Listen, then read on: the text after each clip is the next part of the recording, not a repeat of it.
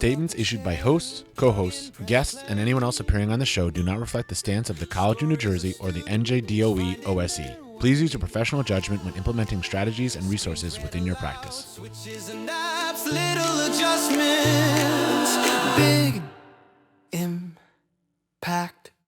The AT Center presents AT Talks, where every voice has room. Welcome back to AT Talks. We are the podcast affiliated with the Assistive Technology Center, and we are here to inform, educate, and empower our listeners about assistive technology. I'm your host, Brian Kenyon, owner of Kenyon Learning and Consulting. And can you believe it? We've reached the end of season 2. The season and semester have flown by, and it just seems like it was January, but I'm looking forward to summer. This is Vanessa Lombardo. I'm the project director for the AT Center here at TCNJ, and I'm excited to talk about our season. And I'm Madison Bronstein. I'm an SLP and an ATP with the center, and we've covered so much ground in this season. We've talked about light tech communication boards for first responders, and also groundbreaking federal regulations and the lived experience of so many AT users. And so today we're going to do a little season 2 recap. We did one for season 1, and we're going to look back at some of our episodes and try to connect all the little golden threads that we had, share some behind the scenes, and then play one final game to wrap up the season. I'm definitely looking forward to that.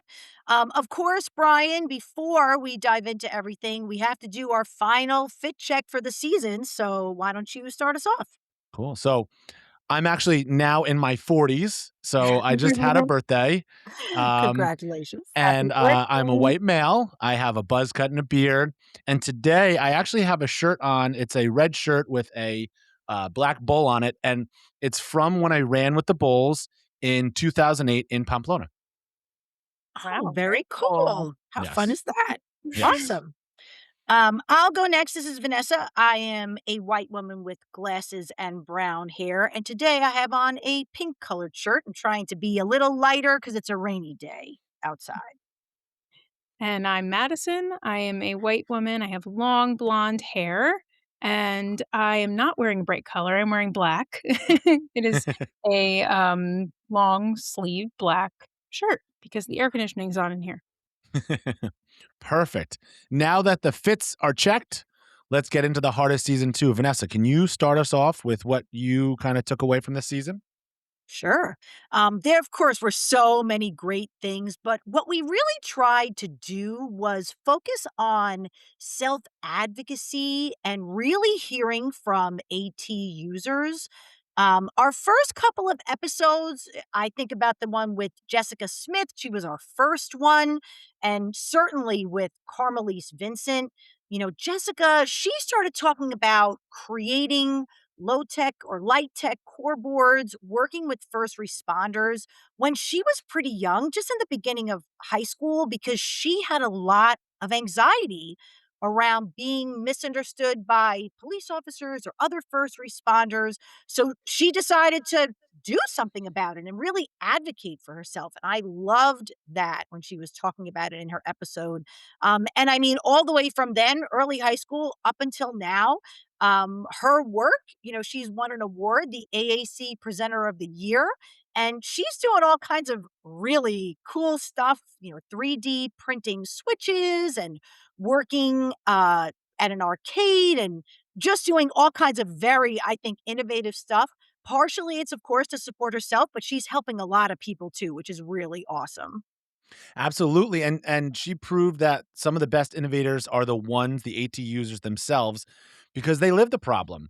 And that kind of bridged our gap, bridged perfectly into when we had episode 5 with Michael Fondacaro and the Camp Chatterbox. I'm sorry, episode 3 with Michael Fondacaro and the Camp Chatterbox. And Michael has used communication devices since he was 5 years old. Now at 28, he's a college graduate, founder of Beyond the Chair, and co-founder of New Jersey's first power soccer team. I was going to say this was one of my favorite episodes, episode 3 with Michael and the Camp Chatterbox team. As an SLP, I think what struck me most about the episode was, something you don't usually think about with podcasts is that time that Michael or an AAC user needs to generate their message. In a world that moves so fast, giving AAC users the time and space to formulate their thoughts is the simplest, most effective, vital accommodation that we can make. Um, and I really loved how he talked about it wasn't only his experience as a camper, but how he mentored other campers as he aged out of the ability to be a camper, and really continues to add to that program. Um, and Kat and Elizabeth showed us from their perspective how Camp Chatterbox can build a whole family community. The family is invited to be part of the week long events, and how this is a great learning opportunity for the family to meet other families who have children who use AAC devices. And they all learn to, communicate with their loved ones. And the camp is not just for the AAC user, but the whole family. Yeah, I definitely thought that was cool where, um, part of the day was meant for everyone, and then part of the day was meant for just the family learning how to work, better communicate, uh, with their kids, and then also their kids learning how to communicate with each other, and like you said, that, being able to form their thoughts and give them time to speak and all that kind of stuff. And then we had Carmelys Vincent in episode 5. Sorry, she was episode 5. And one of my favorite things she said, closed mouths don't get fed. That's her mantra. And it's something that everyone should write down, um, should kind of listen to. You got to ask the questions. You got to do the work. And because of that, Carmelys is a successful mental health professional. She uses a bunch of AT, including speech to text, Otter AI for HIPAA compliant notes, and voice memos to manage all a huge workload that she has to with all of her different clients. Yeah, this is Vanessa. I mean, I really enjoyed this conversation with her. There's so many things I think that stand out. One of the things that she talked a lot about was the importance of being a strong and effective communicator, and just about how important that is to be able to express what she needs in terms of maybe accommodations or other things that are helping her to be successful. She also paired this with active listening, right? So being an Mhm. effective communicator, but also an active listener. And I think, again, like you said, that is for life for anyone, right? Trying to be in the world, obviously utilizing those two different skill sets. And then the other thing that she talked a lot about was kind of how advocacy is ongoing. So she talked a little bit about her early experience in high school, and then the transition into college, and then the transition into the workforce. What does that mean, and how she really is now at the center, and honestly has been, but in the center of her own advocacy, and that she's leading that and really articulating what she needs, and it's making her be successful. So it was a really, really great conversation. Yes, definitely. And that shift, that transition brings us to our next major theme, accessibility and the legal frameworks designed to support it. So this year, we had kind of a revision, right, to ADA and all that kind of stuff. And so we had Vanessa, you, and Janet in episode 2. We talked about the things that public school districts and other major institutions are trying to implement with the new Title II updates to the ADA.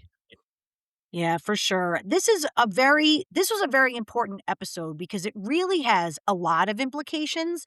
So, just again to be very, very clear. So, we're talking about Title II updates to the ADA. So, the ADA has been in effect since the 1990s. Title II has always been a part of it, but there were some updates in terms of timeline that were earlier this year in 2026. Those have been adjusted, but really the spirit of the law is still there in terms of providing accessible information to the public. And so what Title II is really talking about is updates to for public Mhm. institutions including K-12 school districts, making sure that all their digital content meets the WCAG 2.1 level AA standards. And really, all that means is that everyone can navigate and understand and have access to whatever digital content it is, whether it's the student, the teachers, the families.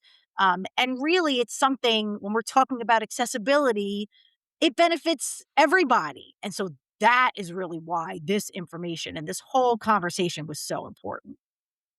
Yeah, and a really helpful framework to help structure your um, content and align it with these accessibility standards is POUR, POUR.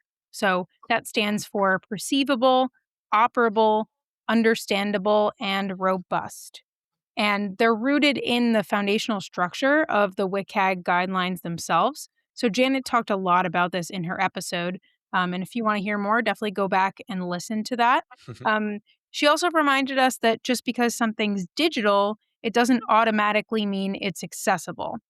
For example, thinking of a scanned PDF worksheet is just an image to a student using a screen reader. It's completely blank unless it has those meaningful tagged structure that allows someone with a screen reader to navigate through that document.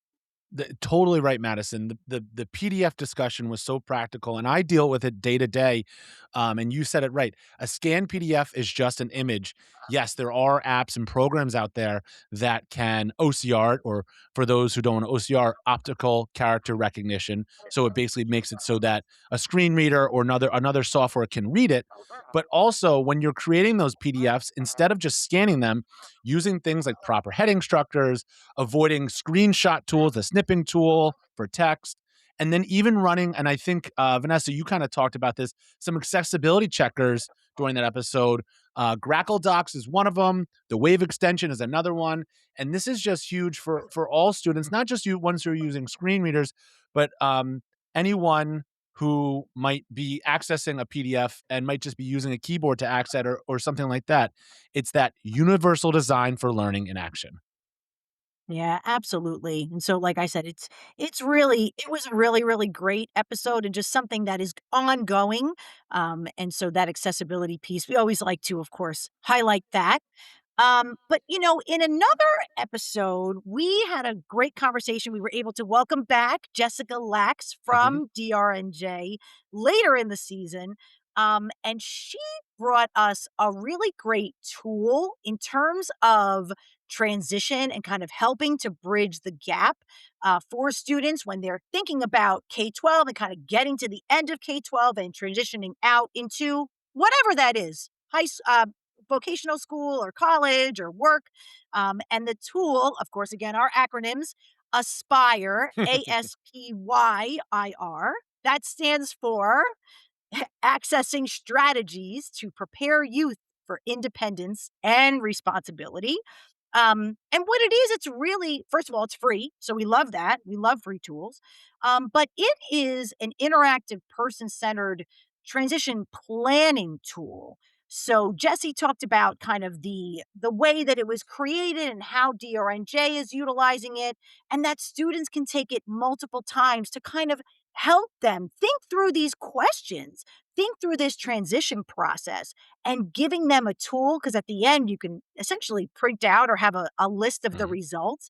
It helps them be more comfortable with advocating for themselves, for articulating exactly what they need, whether they're talking to their IEP team or beyond. So it was a really great episode. Well, and what I love about Aspire, and you should definitely go back if you're someone who is helping with the transition and listen to that episode, because Aspire is a great tool that it's literally a script. So a student might be nervous going into their IEP meeting, might be nervous going to their transition meeting, or even with DVRS, and they can fill this out multiple times. Like you said, they can save it, they can go back and edit it, they can print it out, and there's no real required questions in there. It's just to help them figure out what they're trying to say, and they can take it as many times as they want. And I think if I remember correctly, Jessica said that you should update it take a new one, not update it, I should say, take a new one yearly, or every couple of years, just to make sure that do you still have the same goals, or have your goals evolved? What do you want to do? Are you going to go to college? Are you going to go into the workforce? Are you going to go live somewhere? Are you going to live at home? And there's even questions like we said about assistive technology in there that they are able to answer and find out and be a part of their process of figuring out what's next. Yeah, and Jesse also made a fantastic point in that episode about, our built-in everyday AT. We always talk about how people always think that AT is always high tech. It's not always high tech. It can be something like, a agenda of, a, paper-based tool, but it can also be something that's built into a device as well. Our phone alarms, speech to text, a digital version of an agenda, that are woven into modern workspaces, really exposing individuals to that technology early on can really help support them as they transition and into the workplace and build independence. Totally. I Yeah, think that she indi Yeah. Yeah, Oh, you go, Brian, I was Vanessa. gonna say, I was just having this other conversation the other day with someone, and it was the same conversation of, is utilizing those supports, is it cheating, right? All this kind of stuff. And Madison, what you just said about building independence, that is the whole point, is that we're utilizing tools to bridge that gap. And it's just interesting to me that there's still that sentiment of, well, someone's using a reminder. I can't remember half the things I'm supposed to be doing. So it's really just looking at it as a support to build independence, and that is so crucial for our students. Yeah, and all I was gonna say, I think we even talked about, using, Post-it notes, right? That's still even though Mhm. we consider that, I have Post-it notes on my desk right now with things I need to Oh, you do, should see my desk. For passwords, sure. and that's not assistive technology, but for someone who might have executive functioning or because I sometimes need help with that. So, yeah, that's all I wanted to kinda add in there or throw in there. Yeah, awesome episode. And of course, we can't talk about independence without highlighting the amazing families that we had on our podcast, who talked about their journey with their child in throughout early childhood and in the school.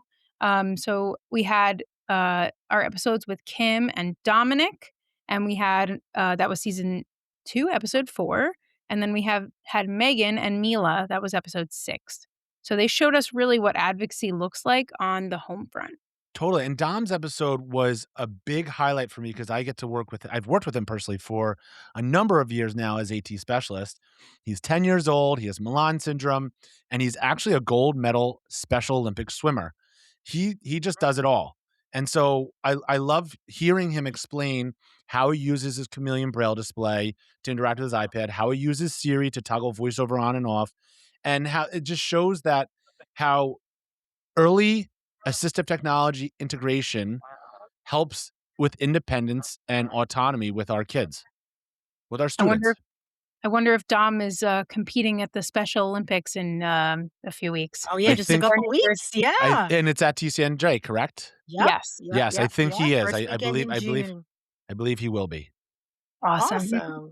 So not only did we get Dom's perspective, but we also got his mother's perspective. So his mother, Kim, is a veteran special education teacher of over 20 years.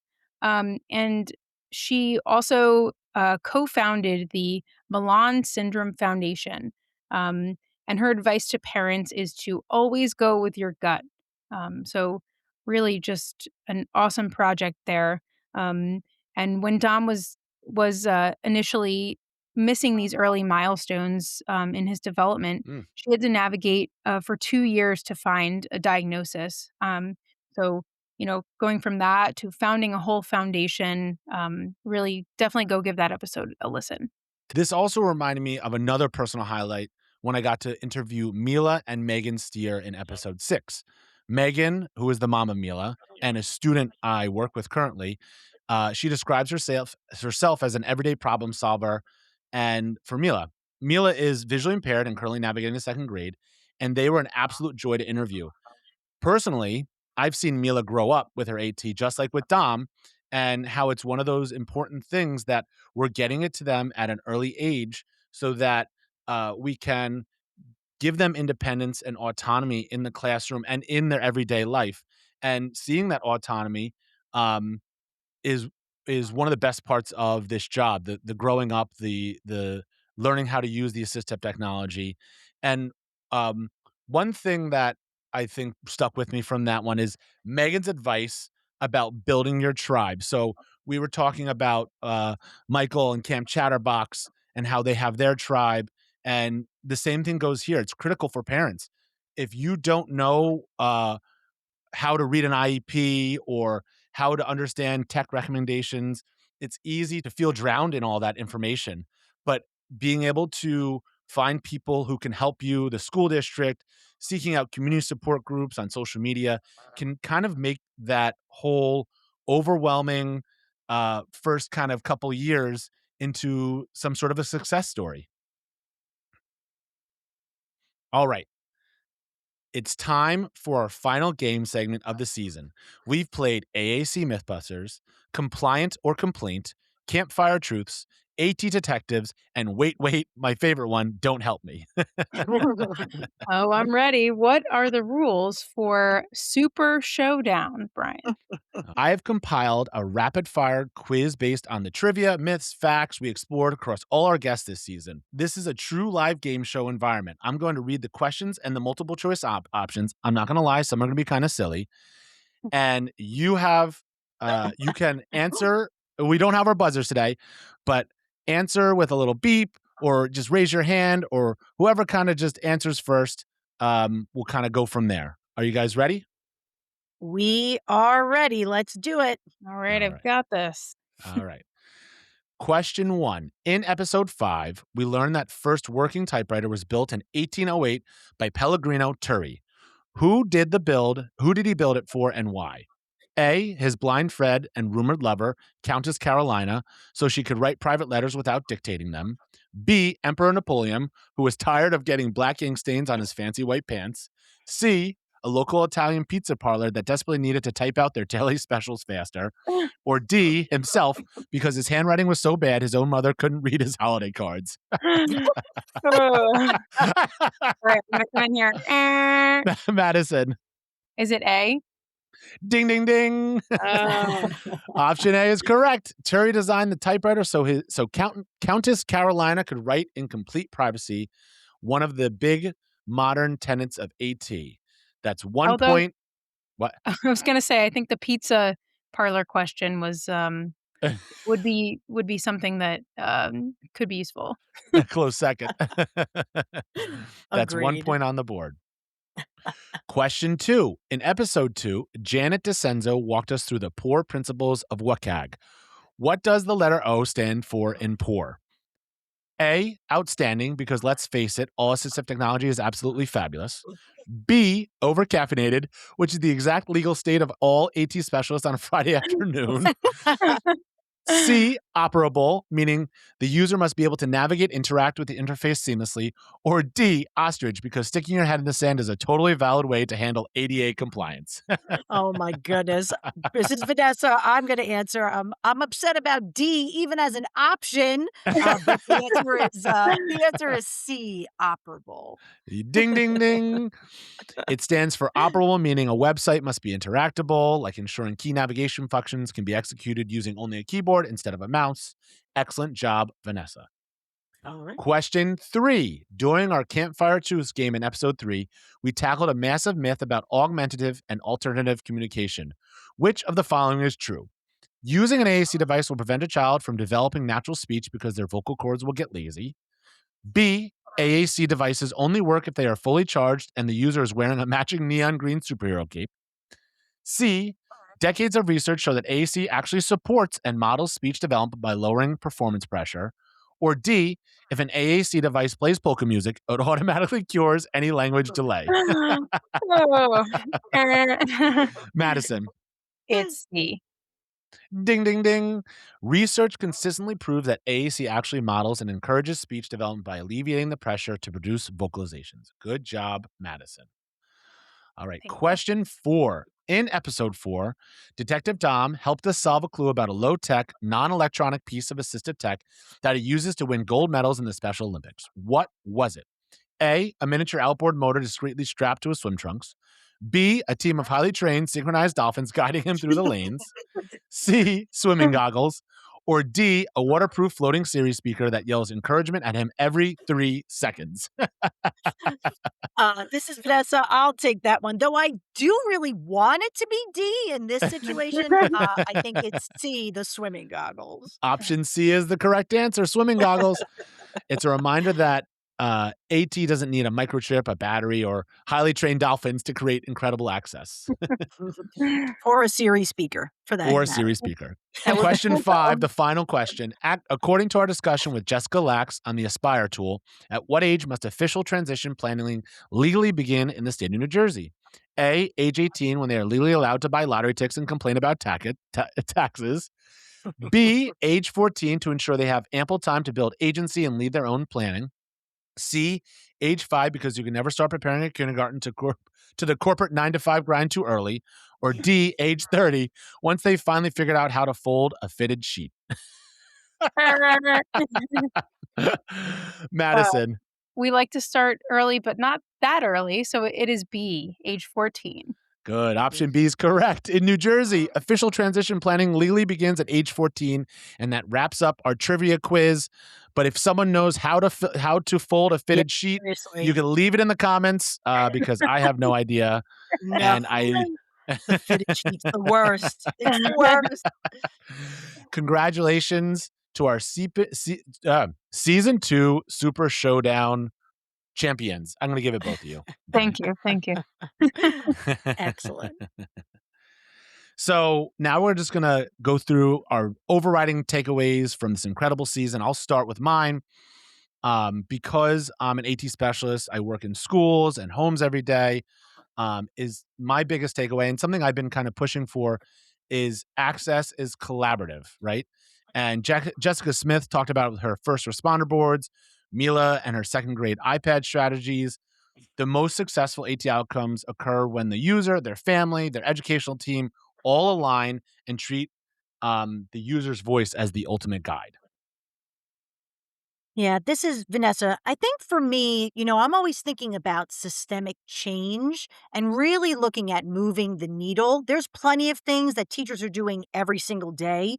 But when we're looking at a system wide change and just really having accessibility at the core, I love talking to districts about how are they providing accessible educational materials to their students? How are they providing accessible digital content? It's just a passion that I have. I just really love talking about that. So that came up in a lot of different ways. Of course, Janet DeSenzo was our main episode about that, but really thinking about not just checking off boxes, but really making systemic and sustainable change.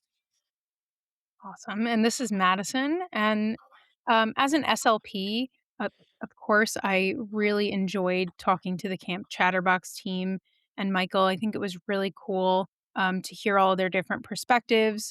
And also thinking about throughout the season, all of the different community led spaces that we mentioned. So not only Camp Chatterbox, but Kim and Dom and the Milan Syndrome Foundation, Michael Michael, who's a part of the Camp Chatterbox team, has a foundation called Beyond the Chair. So he does speaking events and other professional development from his perspective, and just thinking about all those different community action spaces. I think they're so important. Good. And so we want to extend our deepest and most sincere thank you to all our season 2 guests: Jessica Smith, Janet DeSenzo, Catherine Tappan Verderosa, Elizabeth Tremblay, Michael Fondacaro, Kim and Dominic Ventarola, Megan and Mila Stier, and Jessica Lax. Thank you for sharing your expertise, your knowledge, your stories, and everything with us. And of course, thank you to everyone who listens to our podcast. We very much enjoy doing it and we love talking to all of our guests. Of course, don't forget to subscribe to the AT Talks podcast wherever you get your podcasts.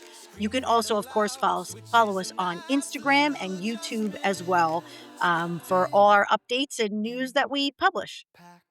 And you can also visit us at our website, atcenter.tcnj.edu, to access all of our show notes, links, and forums mentioned throughout the season. We have a lot of exciting professional development sessions that are going to be posted on our website. So definitely follow us on social and keep up with our website. And if you have a burning question for us, you can leave us a voice message on SpeakPipe. The link is in the description. Yes, and thank you so much. We're really looking forward to an exciting fall and back to school after the fun of the summer, and we'll be back here for season 3. Thanks for listening. Thank you. Bye. And that's a wrap on another episode of AT Talks. A huge thank you to all of our listeners for tuning in. We love making this podcast and building this community with all of you. Remember, the conversation doesn't end here. The team at the Assistive Technology Center at TCNJ is dedicated to supporting educators across New Jersey. If you were inspired by today's discussion and want to bring high-quality, free professional development to your district, Vanessa and Madison are ready to help. To learn how you can partner with the center and build capacity in your school, head over to our website. You can find all the information you need at atcenter.tcnj.edu. And while you're there, we want to hear from you. Visit the podcast tab. There you can send us a question through our Google form, or even better, leave us a voice message on SpeakPipe for us to play live on the show. Be sure to follow us on social media to stay up to date on all our latest events and resources. You can find us on Instagram and YouTube with the handle at ATCenterTCNJ. And don't forget to subscribe to AT Talks on whatever platform you're listening on right now so you never miss an episode. On behalf of Vanessa, Madison, and myself, Brian, thanks for listening, and we'll talk to you next time. Experts and